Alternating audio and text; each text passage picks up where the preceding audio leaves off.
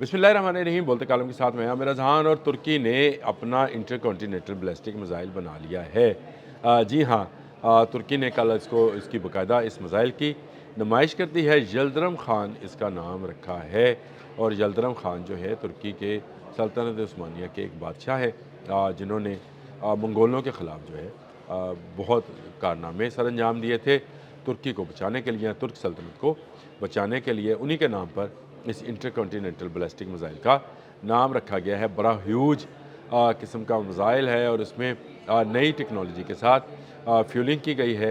ये आवाज़ से 25 गुना रफ्तार के साथ सफ़र कर सकता है। फ़िलहाल इसकी रेंज जो है 6000 किलोमीटर है। तो आप अंदाज़ा करिए कि ये किस हद तक जो है कारगर होगा। आने वाले वक्त में इसकी रेंज को बढ़ाया भी जाएगा, लेकिन जैसे ही इसको 10,000 से ऊपर ले जाया जाएगा तो फिर उस पर पाबंदियाँ जो हैं आना शुरू हो जाएंगी। ये मैंने जब जिस तरह से बताया कि इसके लिए उन्होंने नया फ्यूल जो है वो भी इंट्रोड्यूस कराया है। ये माया नाइट्रोजन टेट्रा ऑक्साइड है जी, N2O4 इसका वो केमिकल नंबर है, जिसके तहत ये इंजनों में चलाया जाएगा। और ये तुर्किया के ने एक बड़ी जो है कामयाबी हासिल कर ली है, जिसको पूरी दुनिया में इस वक्त सराहा जा रहा है। नुमाइश ये थी साहा 2026, जिसमें इस मिसाइल की नुमाइश की गई है। दुनिया भर में 10,000 से ऊपर की रेंज के मिसाइल बनाने पर पाबंदी है, मां सिवाय चंद ममालिक है जिनमें अमेरिका, रूस, चीन शामिल हैं, जो इसकी खिलाफ वर्जी करते हैं उनके खिलाफ सेंक्शंस लगाई जाती हैं। जैसे शुमाली कोरिया के ऊपर सेंक्शंस लगाई गई हैं क्योंकि उसने भी 12,000 किलोमीटर की रेंज के इंटरकॉन्टिनेंटल बैलिस्टिक मिसाइल्स बना रखे हैं। यहाँ तुर्की को इजाज़त इसलिए मिली कि यह नेटो का रुकन है, इसलिए वो अपनी दिफाई टेक्नोलॉजी के अंदर जहाँ नए ड्रोन्स, नए जहाज़ जैसे कान है, उसका 5th जनरेशन का जहाज़ है जिस पर वो पाकिस्तान के साथ मिलकर काम कर रहा है, वो है। और उसके बाद अब ये यल्दरम खान है।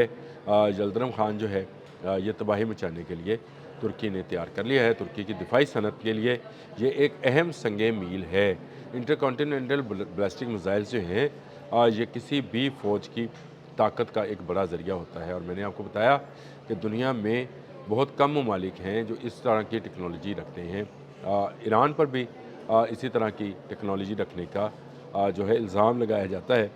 उसका खमशेर 4 जो है वो 4000 किलोमीटर की रेंज का बैलिस्टिक मिसाइल है। इसको किसी हद तक या कम सतह पर कुछ इंटरकॉन्टिनेंटल कहा जा सकता है, लेकिन 6000 किलोमीटर के इंटरकॉन्टिनेंटल बैलिस्टिक मिसाइल को सही मायनों में जो है ये कहा जा सकता है कि ये बैनुल बर आज़मी बैलिस्टिक मिसाइल है। मार्क 25 की इसकी स्पीड है और इसमें जो है एटमी और जो रवायती दोनों किस्म के हथियार जो हैं ले जाने की सलाहियत है। तुर्की क्योंकि एटमी क़ुव्वत नहीं है, इसलिए फ़िलहाल उन्होंने रवायती हथियारों यानी रवायती वार हेड्स जो तबाही मचाते हैं, जिनकी जो है 1000 किलो से ऊपर की जो है वो मवाद होगा, उसको ले जाने के लिए ये मिसाइल इस्तेमाल किया जा सकता है। एक बड़ी मुस्लिम दुनिया के मुस्लिम दुनिया के एक मुल्क ने एक बड़ी कामयाबी हासिल की है। तमाम इस्लामी दुनिया का सर फ़ख्र से बुलंद होना चाहिए कि हम मुस्लिम दुनिया वाले इंटरकॉन्टिनेंटल बैलिस्टिक मिसाइल्स के प्रोग्राम में शामिल हो गए हैं। बड़ी शानदार तकरीब का इनकाद किया गया, एक बड़ी नुमाइश, दिफाई नुमाइश, जिसमें तुर्की में बना साजो सामान जो है उसको रखा गया था। दिफाई नवीयत का जिसमें बंदूकें, मिसाइल्स, ड्रोन्स, मैंने पहले भी बताया, उनकी नुमाइश की गई थी। इसके साथ साथ यल्दरम खान की नुमाइश भी कर दी गई। देखने में भी काफ़ी खूबसूरत है, चलने में ज़्यादा ख़तरनाक होगा। ये इसी तरह से पड़े हुए अच्छे लगते हैं, लेकिन ये एक अच्छी डेवलपमेंट है कि तुर्की ने इंटरकॉन्टिनेंटल बैलिस्टिक मिसाइल्स प्रोग्राम में कदम रख दिया है। अगर 6000 की रेंज जो है पूरी कर ली है तो फिर आपको ज़रा ईंधन बढ़ाकर इसको 8 और 10 और 12 करने की ज़रूरत होती है। मेरा ख़्याल है कि बहुत जल्द जब इसका तजर्बा किया जाएगा इस इंटरकॉन्टिनेंटल बैलिस्टिक मिसाइल का, तो इसकी रेंज को भी बढ़ाने की बात सामने आएगी। तुर्की वालों के लिए तो ये अच्छी खबर है ही, मैं ये समझता हूँ कि पूरी इस्लामी दुनिया के लिए और ख़ासकर उन ममालिक के लिए जो इसराइल के हाथों तंग हैं कि अब तुर्की की रेंज में इसराइल मौजूद है। पहले ही ईरान के बैलिस्टिक मिसाइल्स ने इसराइल के अंदर तबाही मचाई थी। अब इसराइल के ख़िलाफ़ तुर्की का ये यल्दरम खान जो है, जिसने उस वक्त के मंगोलों को शिकस्त दी थी, अब भी आज के मंगोलों को या आज के चंगेज़ियों को जो कि यहूदी हैं, उनको शिकस्त देने के लिए बनाया गया है। एक अच्छी डेवलपमेंट थी। मैंने कहा इस पर भी बात करनी चाहिए कि ये एक ऐसा मिसाइल सिस्टम जो है बना लिया गया है मुस्लिम दुनिया के अंदर, जिसमें आने वाले दिनों में दूसरी मुस्लिम अक़वाम भी मेरा ख़्याल है कि इस तरफ आएंगी। जो मिसाइल टेक्नोलॉजी पहले से रखते हैं उनके लिए रेंज फिर मसला नहीं रहता है। रेंज बढ़ाने का जो है वो तरीक़ाकार आता है।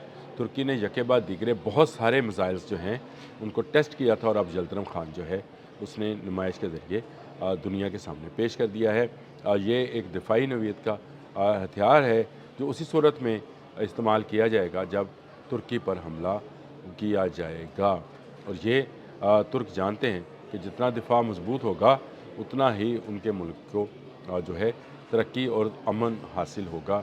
इसीलिए वो आने वाले दिन के साथ कभी अपना ड्रोन और कभी अपना जहाज़ जो है वो दुनिया के सामने पेश कर रहे हैं। ये एक अच्छी टेक्नोलॉजी है जो हासिल कर ली गई है और मेरा ख़्याल है कि तुर्क अगर कोशिश करेंगे तो इससे आगे की टेक्नोलॉजी जो है यानी 8 और 10 और 12 हज़ार किलोमीटर की जो हद है उसको भी हासिल करने में कामयाब हो जाएंगे।